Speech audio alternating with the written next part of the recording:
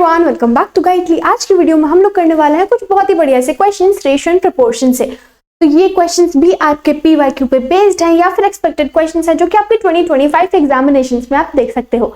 ठीक है, तो आज हम सीखेंगे कि किस तरह से आप इन तरह के क्वेश्चंस को जल्दी से निपटा सकते हो। दूसरी चीज, इस तरह के क्वेश्चन से ही DIB फॉर्म होती है, तो जरा ध्यान से देखेंगे और जल्दी से इन क्वेश्चंस को कंप्लीट करेंगे। ठीक है, अगर आपको कॉन्सेप्ट ऑलरेडी आते हैं तो आपको एक टाइमर लगाना हो। टाइमर के अंदर कुछ स्पेसिफिक टाइम लिमिट जो कि मैं आपको बताऊंगी, उसके अंदर इन क्वेश्चंस को सॉल्व करने का ट्राई करना है। और अगर आप नहीं कर पाते, आपको नहीं आता है कॉन्सेप्ट, तो कॉन्सेप्ट समझेंगे क्योंकि छोटी सी वीडियो होने वाली है। So without wasting any time, let's get started.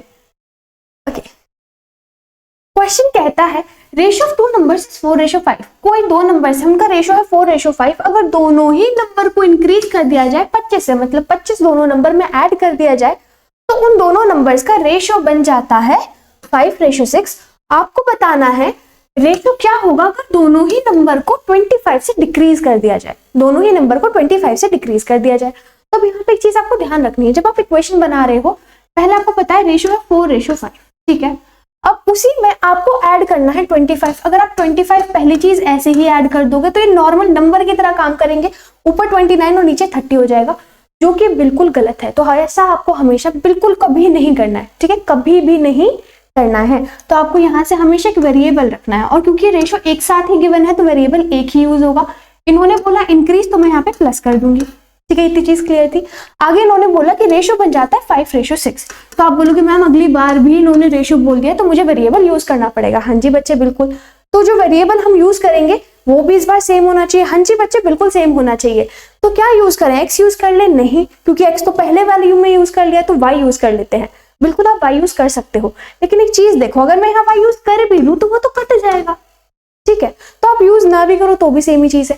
दूसरी चीज, अगर आप इसमें y यूज कर लेते हो और इसे क्रॉस मल्टीप्लाई कर लेते हो तो आपको कभी भी नहीं करना है, क्योंकि उससे क्वेश्चन लेंथी हो जाएगा और यहाँ से आपको आंसर निकालना बहुत ही ज्यादा मुश्किल बन जाएगा, क्योंकि दो वेरिएबल में ऐसे क्वेश्चन सॉल्व करनी पॉसिबल नहीं होती है यूजुअली। तो यहाँ से आप क्या करोगे, हमेशा जब भी इस तरह के क्वेश्चंस आएंगे, आपको एक जगह जहां पे आप नंबर प्लस या माइनस कर रहे हो वहां तो वेरिएबल रखना है, लेकिन दूसरी साइड ऐसी खाली रखो, बिल्कुल नॉर्मल नंबर्स की तरह ट्रीट करो।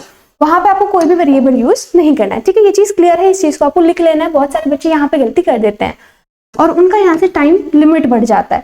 तो यहाँ से 6 × 24 हो गए, क्रॉस मल्टीप्लाई करेंगे, ये आगे 150 इज इक्वल्स टू 5 × 5 = 25 और 5 × ये होता है 125।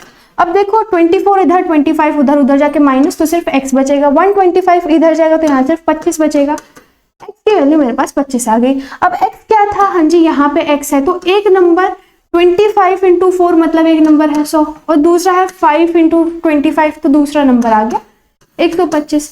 एक है 100, दूसरा है 125। हाँ जी, आपके पास नंबर मिल चुके हैं। कह रहे हैं रेशियो क्या हो जाता अगर दोनों ही नंबर को 25 से कम कर दिया जाए। अगर मैं 100 में से 25 घटा दूं तो मेरे पास 75 आ जाएगा। लेकिन ध्यान से सोचो, उन्होंने क्या बोला, उन्होंने आपको बोला उन नंबर्स में से, उन नंबर्स, अच्छा ठीक है, तो यहां से अगर मैं 25 घटा दूं तो यहां से मेरे पास 75 आ जाएगा। यहां से मैं 25 घटा दूं तो यहाँ पे मेरे पास 100 आ जाएगा, और इनका रेशियो में 25 से काट के 3:4 निकाल सकती हूँ, तो वही हमारा आंसर हो जाएगा। अब यहाँ पे भी कुछ बच्चे कंफ्यूज रहते हैं कि मैम जो नया नंबर है उसमें से निकालना है रेशियो, या पुराना नंबर है उसमें से निकालना है। देखो बच्चे, जो नया नंबर था वो तो हमने यहाँ पे लिया ही नहीं है। मैंने यहाँ से सिर्फ 4x और 5x लिए हैं जो कि पुराने नंबर हैं।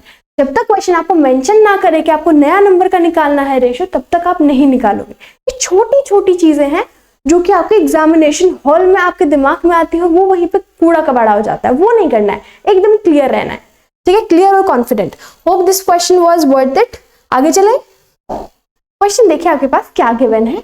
कह रहे हैं ratio of two numbers is 4:5। दो नंबर्स का रेशियो 4:5। अगर दोनों ही नंबर में 25 बढ़ा दिया जाए तो रेशियो बन जाता है 5:6। अब आप बता दीजिए रेशियो क्या बनेगा अगर दोनों ही नंबर को 25 से घटा दिया जाए। ठीक है, तो यहाँ पे सबसे पहली चीज आपके दिमाग में है कि मैम रेशियो है 4:5। इस तरह से लिखेंगे, दोनों ही नंबर्स में 25 बढ़ा दिया जाता है, मतलब 25 मुझे यहाँ पे प्लस करना पड़ेगा।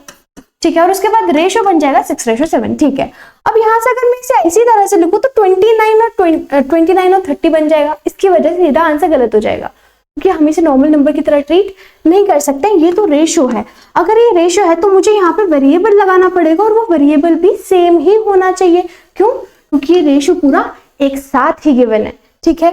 दूसरी चीज मैम आपने बोला कि 5:6 आएगा फाइनल रेशियो, तो वो मुझे यहाँ पे लिखना चाहिए। अभी आपने बोला कि यहाँ पे वेरिएबल लगाना जरूरी है रेशियो में, तो मुझे यहाँ भी लगाना चाहिए। तो मैं जो वेरिएबल लगाऊं वो तो सेम होना चाहिए। हाँ जी बच्चे, बिल्कुल सेम होना चाहिए। मैं यहाँ पे y लगा दूं, बिल्कुल लगा सकते हो। लेकिन अगर आप इसे इस तरह से सॉल्व करोगे तो आपके पास दो वेरिएबल्स आ जाएंगे, वो सॉल्व करना मुश्किल हो जाएगा। दूसरी चीज अगर आप थोड़ा सा ध्यान से देखो तो यहाँ से y से तो y कैंसिल आउट हो जाएगा, है ना।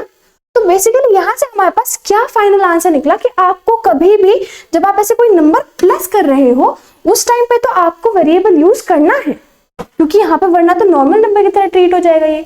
लेकिन जब आप में कोई नंबर प्लस नहीं हो रहा है तो आप इसे नॉर्मल फ्रैक्शन की तरह ट्रीट करोगे, कोई भी वेरिएबल यूज नहीं करोगे, ठीक है। Hope you got the point. तो ये चीज मैंने क्यों एक्सप्लेन करी, ताकि आपके अंदर थोड़ा सा भी कंफ्यूजन ना हो, क्लियरिटी बहुत ही बढ़िया से आए, ठीक है। अगली चीज हमें जो देखनी है, क्या बोला इन्होंने, अगर 25 से इंक्रीज कर दिया जाए ये बन जाता है, अगली बार डिक्रीज का बताना है, ठीक है। तो यहाँ से मैं सीधा क्रॉस मल्टीप्लाई करके आंसर निकाल सकती हूँ, बिल्कुल निकाल सकती हूँ। 6 चौक 24 होता है और 25 6 150 होता है, इज इक्वल्स टू 5 इंटू 5 होता है 25 और 5 तो ये होता है 125, ठीक है। तो यहाँ से मैंने सिंपली करा है। अब मुझे दिख रहा है 24 यहाँ प्लस में उसे जाके माइनस हो जाएगा तो सिर्फ x बचेगा, 25 में से 24 गया। अब 150 में से 125 जाएगा तो सिर्फ 25 बचेगा, मतलब x की वैल्यू मैम यहाँ से 25 है। अगर x की वैल्यू यहाँ से 25 है तो यहाँ पे जो मेरे पास पुराना नंबर था 4, पुराना नंबर था 4x, 4 इंटू 25 मेरे पास 100 हो जाएगा, और जो अगला नंबर था 5x वो मेरे पास 125 हो जाएगा। अब इन्होंने बोला दोनों ही नंबर में से 25 25 माइनस कर दो, डिक्रीज बाय 25, तो मैम 25 25 घटा दीजिए आप। अगर मैं इसमें से 25 माइनस करूँ यू विल गेट 75, इसमें से माइनस करूँ तो यू विल गेट 100। अगर मैं इन दोनों का रेशो निकालूं तो 25 से कट करके 3:4 हो जाएगा। That is your answer. अब यहाँ पर बच्चों को छोटी सी और कंफ्यूजन रहती है कि मैम यहाँ से जब वो बोल रहे हैं कि आप रेशो निकालिए, हम कंफ्यूज हो जाते हैं, नए नंबर का रेशो निकालिए पुराने वाले का। बच्चे आपको कभी भी अगर मेंशन नहीं है तो आप लोगे हमेशा पुराने वाला रेशो। अगर आपको मेंशन कर दिया कि नए वाला जो न्यूली फॉर्म नंबर है उसका आप रेशो निकालिए, तब आप नए वाले नंबर का रेशो निकालोगे। बाय डिफॉल्ट हमेशा क्या किसका लेना है हमें रेशो, पुराने वाले का। Fine, hope you got the point. तो 3:4 हमारे पास, हाँ जी। तो चलिए जरा ये क्वेश्चन ट्राई कीजिए, बहुत ही अच्छा क्वेश्चन है ये, ठीक है। क्या गिवन है आपके पास, रेशियो 2 नंबर से 7:11, दो नंबर का रेशियो है 7:11, और अगर उसी में मैं x ऐड कर दूं, दोनों ही नंबर्स में मैं x ऐड कर दूं तो उनका रेशियो बन जाता है 2:3। अब यहाँ से आपके दिमाग में वही थॉट्स आएंगे कि मैम आपने बोला था कि जो अकेला है उसमें कुछ हमें लिखना नहीं है वेरिएबल, लेकिन जिसमें कुछ ना कुछ ऐड हो रहा है वहां पे हमें वेरिएबल लिखना है। अब मैं अगर 7 और 11 के साथ में एक वेरिएबल लिख दूं तो यहाँ पे टोटल 2 वेरिएबल हो जाएंगे, एक x और एक a, और यह हमारे लिए सॉल्व करना मुश्किल हो जाएगा। तो आप इसे ऐसे सॉल्व करो ही मत, आगे देखो कुछ ना कुछ इंफॉर्मेशन दी होगी। आगे इन्होंने क्या बोला, आप x की वैल्यू बता दीजिए अगर लोएस्ट नंबर 38 ज्यादा हो जाता है, लोएस्ट नंबर 38 बन जाता है व्हेन 3 इज एडेड। इन्होंने बोला यहाँ पे ये जो भी नंबर है, छोटा नंबर ऊपर वाला होगा क्योंकि ऊपर में 2 है नीचे में 3 है। ऊपर वाला नंबर जो भी है, ऊपर वाला नंबर सपोज मैं बोल देती हूँ ये 7 वाला समथिंग, चलो 7 वाला नहीं लेते, थोड़ी सी कंफ्यूजन हो जाएगी आपको। मैंने बोला ऊपर वाला नंबर जो भी है, ये है ऊपर वाला नंबर, मुझे नहीं पता इस सर्कल के अंदर क्या है, उसमें मैं 3 ऐड कर दूं तो वो 38 बन जाता है। तो फाइनल आंसर निकालने के लिए मैं 3 माइनस कर दूं, मतलब वो 35 बन जाएगा। सही बात। वो रियल नंबर था क्या मैम, वो रियल नंबर नहीं पता है, लेकिन उसका रेशियो 7 था, उस रियल नंबर का रेशियो 7 था, मतलब 7 इक्वल है 35 के। आप ये बोल रहे हो अगर 7 इक्वल है 35 के तो 1 इक्वल हो जाएगा 5 के, 1 इक्वल 5 के हो जाएगा, तो नीचे वाला 11 है तो 11 मतलब वो 55 हो जाएगा, 5 इंटू 11। यही चीज बोली मैंने। तो यहाँ से ऊपर वाला नंबर क्या है, ऊपर वाला नंबर आया 35 और नीचे वाला है 55, तो वही लिखेंगे। रेशियो में हमें उसे लेना ही नहीं है अभी, तो ऊपर वाला नंबर 35 और नीचे वाला नंबर 55। अब आप इसे इजीली सॉल्व कर सकते हो। 35 3 105 होता है, plus 3x is equals to 55 2 110 होता है, प्लस 2x, ठीक है। यहाँ पे माइनस हो जाएगा x और यहाँ पे ये इधर जाएगा तो माइनस की 5, ठीक है। यहाँ से हमारे पास जो आंसर आया है अभी वो x की वैल्यू आई है -5। माइनस क्यों, वहां पे माइनस नहीं है, प्लस प्लस प्लस, ठीक है, प्लस की वैल्यू है, ठीक है। तो यहाँ से कौन सा आंसर है? 5, ऑप्शन डी। ठीक है, तो ये हमारा खत्म हो गया। तो ये, हाँ जी, आगे चले। हाँ, आपको सेशन अच्छा लग रहा है तो वीडियो को लाइक करते हुए चलो फ्रेंड्स के साथ शेयर कर दो। चलो ये क्वेश्चन देखिए क्या गिवन है। टोटल नंबर ऑफ स्टूडेंट्स एक स्कूल में 3 to 8 है। अब उसमें से गर्ल्स और बॉयज का रेशियो गिवन है 5:3। अगर बॉयज को कम कर दिया गया 40 से और गर्ल्स को कम इंक्रीज कर दिया गया 67 से, आप बता दीजिए नया रेशियो क्या है? इजी कुछ हो सकता है? बिल्कुल भी नहीं। इन्होंने बोल दिया आपको टोटल बच्चे हैं 3 to 8। अब इसमें से कुछ गर्ल्स है कुछ बॉयज है। अब जो बॉयज हैं 5 ग्रुप में और गर्ल्स हैं 3 ग्रुप में। ठीक है, मतलब टोटल ग्रुप 8 है और वो 8 के 8 ही तो 3 to 8 है। अगर 8 3 to 8 के बराबर है तो 1 हो जाएगा, 8 को डिवाइड करेंगे इससे तो 8 चौक 32, 8 एकम 8, एक ग्रुप हो जाएगा 41 के बराबर। अब गर्ल्स के हैं 3 ग्रुप, मतलब 1 2 3। ठीक है, मैंने क्या करा, मैंने 3 को 41 से मल्टीप्लाई कर दिया।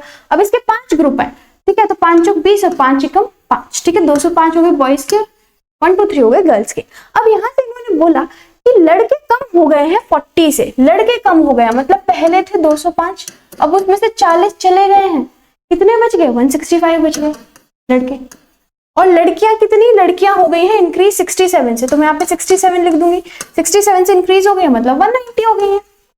कह रहे हैं हाँ आप रेशो बता दो, रेशो बता दो, क्या दिक्कत है? 5 से कटेगा, 5 3 15, 5 3 15, 5 3 15 और 5 8 तो 33 रेशो 38। अभी किसी से कटता नहीं है, तो this is your answer 33 ratio 38, option B यहाँ से आपके पास आंसर आ गया। ठीक है, अच्छा क्वेश्चन था, चलिए आगे आंसर पढ़िए। Ratio of salary of A and B is 5:6 और सैलरी बढ़ जाती है 2/5 से और बी की सैलरी बढ़ जाती है 1/3 से। अच्छा, सैलरी ऑफ यहाँ पे ए आएगा, ए मिसिंग है। ए की सैलरी बढ़ जाती है 2/5 से और बी की सैलरी बढ़ जाती है 1/3 से और ए की इंक्रीज्ड सैलरी हो चुकी है 49,000। बी की स्टार्टिंग की सैलरी बता दीजिए। ठीक है, तो यहाँ ध्यान से सुनिए, आपको बोला है ए का स्टार्टिंग का रेशियो है 5, बी का स्टार्टिंग का रेशियो है 6। ठीक है, अब यहाँ पे कुछ बच्चे एक्स्ट्रा स्टेप्स करेंगे, हमें सिर्फ कॉन्सेप्ट की जरूरत है, ज्यादा लंबा नहीं खींचना है क्वेश्चन को। इस वाले क्वेश्चन को आप 10 सेकंड में बहुत इजीली निपटा सकते हो। तो जरा ध्यान से देखो, इन्होंने बोला ए की सैलरी बढ़ गई है 2/5 से, ए की सैलरी बढ़ गई है 2/5 से। अब यहाँ पे आपको जो फ्रैक्शन की बात करते हैं तो हमेशा ध्यान रखना है, जो बॉटम वाला पार्ट होता है, मतलब जो डिनोमिनेटर होता है, वो होता है हमेशा 100% टोटल। ठीक है, टोटल अगर 5 हिस्से हैं और 5 में 2 बढ़ गए हैं, 5 में 2 बढ़ के कितने हो जाएंगे? 7 हो जाएंगे मैम। और इन्होंने बोला इंक्रीज्ड सैलरी 49 है, मतलब टोटल जो 7 हिस्से हैं बढ़कर जो हो गए हैं वो 49 के बराबर है, 49,000। तो एक हिस्सा तो 7,000 के बराबर हो जाएगा। सही बात मैम। अब अगर एक हिस्सा 7,000 के बराबर है, 7 हिस्से 49 के बराबर, आपको पता है, एक बात बताओ, ये जो स्टार्टिंग में 5 था, 5 हिस्से, वो भी तो इन 7 हिस्सों का एक पार्ट ही था। जो 5 हिस्से थे वो भी तो 7 हिस्सों का एक पार्ट ही था। और यहाँ पे इस हिस्सा और इस हिस्सा, बात तो एक है क्योंकि सैलरी एक की ही है। तो यहाँ से 5 की वैल्यू, क्योंकि 1 की वैल्यू 7, तो 5 की वैल्यू 35,000 आ जाएगी क्या?